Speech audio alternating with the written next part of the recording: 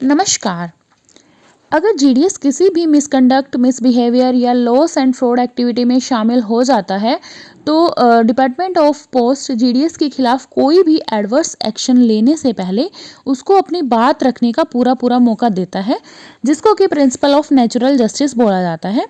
इसलिए department direct GDS को कोई भी पनिशमेंट इशू नहीं करता है, ना ही डिसमिस करता है।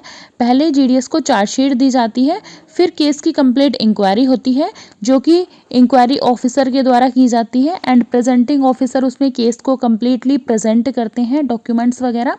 उसके बाद इंक्वायरी के डिसीजन के आधार पर जीडीएस के अगेंस्ट एक्शन लिया जाता है। तो हाल ही में ये आप देख पा रहे हैं 2 जनवरी 2025 को डिपार्टमेंट ऑफ पोस्ट की जीडीएस सेक्शन द्वारा ये सर्कुलर जारी किया गया है जो कि inquiry officer and presenting officer के ऑनोरेरियम को लेकर है। जो भी मतलब जीडीएस के अगेंस्ट इंक्वायरी होती है तो उसमें inquiry officer and presenting officer को एक इंसेंटिव के तौर पर कुछ ऑनोरेरियम दिया जाता है। तो असलियत में कुछ केस ऐसे सामने आए हैं जीडीएस के, जिसमें कि इंक्वायरी की पहली डेट पर ही जीडीएस ने अपनी सभी आरोपों को स्वीकार कर लिया है। तो उस पर केस में भी inquiry officer and presenting officer को सेम ही एडमिसिबल रेट से ऑनोरेरियम दिया गया है।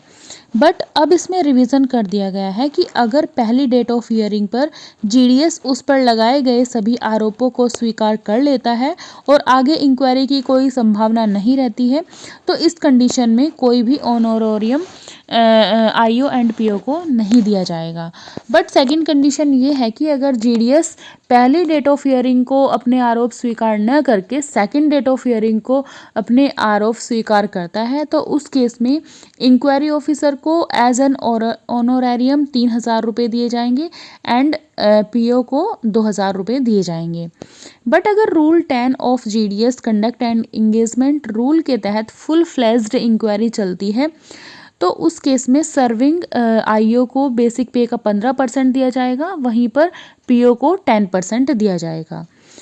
अब हम बात करते हैं रिटायर्ड इंक्वायरी ऑफिसर या प्रेजेंटिंग ऑफिसर के केस में ऑनोरेरियम का अमाउंट नंबर ऑफ विटनेस के इन चार्जशीट के आधार पर निर्धारित करने का विचार रखा गया है।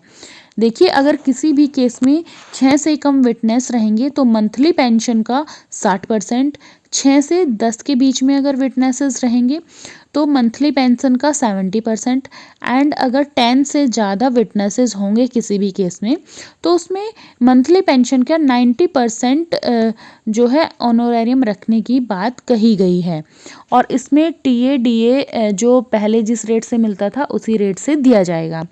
तो इसके लिए retired government servant and serving government servant से ये जो आप देख रहे हैं इस फॉर्मेट में कुछ डाटा एंड कमेंट्स भी मांगे गए हैं। आई होप कंटेंट आपको समझ आया होगा। ऐसी ही और वीडियोस पाने के लिए कृपया चैनल को सब्सक्राइब जरूर कीजिए। Thank you so much. Have a nice day.